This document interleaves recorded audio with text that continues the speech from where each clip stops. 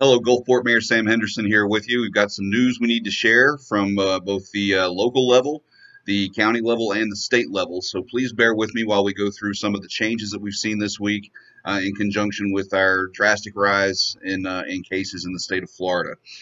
First of all, Pinellas County Commission passed an emergency ordinance requiring face coverings and other COVID-19 safety measures this past Tuesday. Basically, people have to wear face coverings in most indoor places. There are some exceptions that I'll go over in a minute.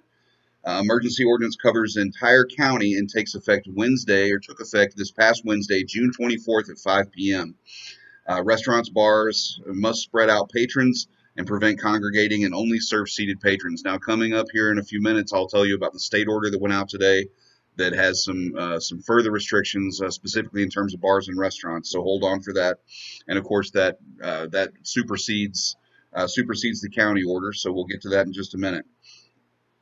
So faced with an alarming surge in COVID-19 cases, massive rises here in the last couple of weeks, the Pinellas County Board of County Commissioners on Tuesday passed an emergency ordinance requiring that citizens wear face coverings in most indoor public places and restaurants and bars to implement new safety and crowding measures, anti-crowding measures. The ordinance passed 6-1, and the countywide ordinance takes effect Wednesday, June 24th at 5 p.m. So this past Wednesday. So this is under effect as of right now. The ordinance defines a face covering as a material that covers the nose and mouth and remains affixed or a face shield. A cloth covering or mask may be factory made or sewn by hand and can be improvised from clothing or other household fabric items. The intent, keeping any fluids from coming out when you talk with other people. So this is not only to protect you; it's to protect those that you're near. So citizens have to wear a face covering while in most indoor public spaces within Pinellas County. There are several exceptions here. Among them, the mandate cannot conflict with the Americans with Disabilities Act. It does not apply if a person is strictly adhering to social distancing and there are 10 or fewer people in the location who are also maintaining social distance. It does not apply to governmental entities such as schools, courthouses, or city halls, although these entities are encouraged to develop procedures to protect employees and the public. And I'll tell you about what we've done here in Gulfport as of our last emergency council meeting this past Tuesday. Religious rituals such as various forms of singing are permitted, providing that social distancing is strictly maintained. And exercising while social distancing, such as in a gym, is permitted without a face covering. Again, the social distancing is the point. And the entire goal of this is that people comply. We need to get the numbers back down. This is very contagious. It started becoming an issue for much younger people now. And of course, we are all vectors in the spread. So please help us gain compliance by doing this. It's helping you, it's helping your loved ones, it's helping the people that you see, the employees that you deal with. So we really encourage you to help us do this because this is an ordinance and it is actually under the law at this point that we follow this.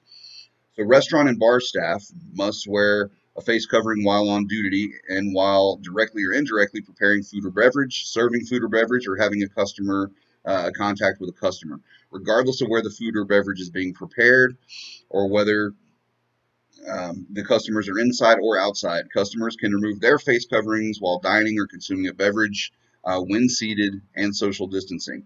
And restaurants and bars must position chairs and tables so that parties of one or more are separated by 6 feet and patrons are not standing at the bar or congregating in any area. So the idea here is that you are seated, being served, and the face mask is on when you are not social distancing, or all those moments when you're not putting something in your mouth.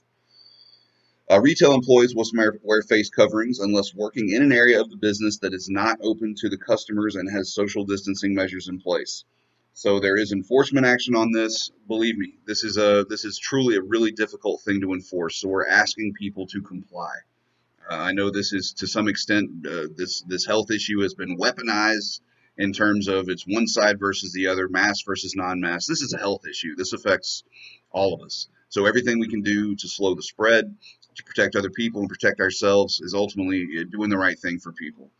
So let me move on to what the city of Gulfport has done as of our last council meeting on um, this past Tuesday, June 24th.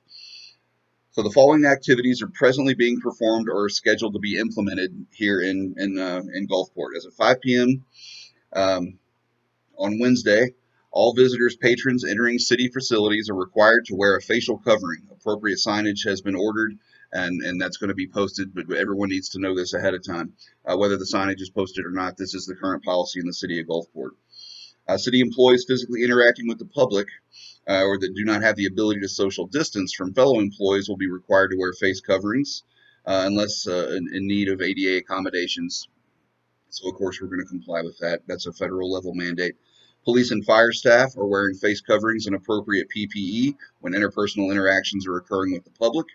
Fire and police officers are presently visiting Gulfport businesses, including bars and restaurants, to advise them of the new requirements, both within the city and at the county level, and that applicability to those businesses. And businesses are also receiving a concise hard copy of the public notice. Officers are also providing the businesses a number of masks if they are in need, and the city manager has also provided and delivered a number of masks to businesses. Police officers are also advised that they will be advising businesses. They'll be stopping by periodically just to confirm compliance. Again, that's what we're looking for, is compliance. We're not looking to get anybody in trouble. We're not looking to turn everyone into tattletales on each other. We're just looking for people to follow the ordinance and do the right thing. And this is our own personal accountability. It's very important. We have our own individual responsibility to do what it takes to prevent this spread. So let's keep it together. Let's do what we need to do. Let's take care of Gulfport. Police officers are also carrying a supply of masks in their vehicles should they encounter an individual or business in need of face coverings. And starting this past Thursday, June 25th, the Gulfport Casino Ballroom and the 49th Street Neighborhood Center will be the main hubs for residents who are in need of free face masks. Both facilities will be walk-up sites, with the Gulfport Casino Ballroom open Monday through Friday, 1 p.m. to 8 p.m., and the 49th Street Neighborhood Center open Monday through Friday, 8 a.m. to 3 p.m.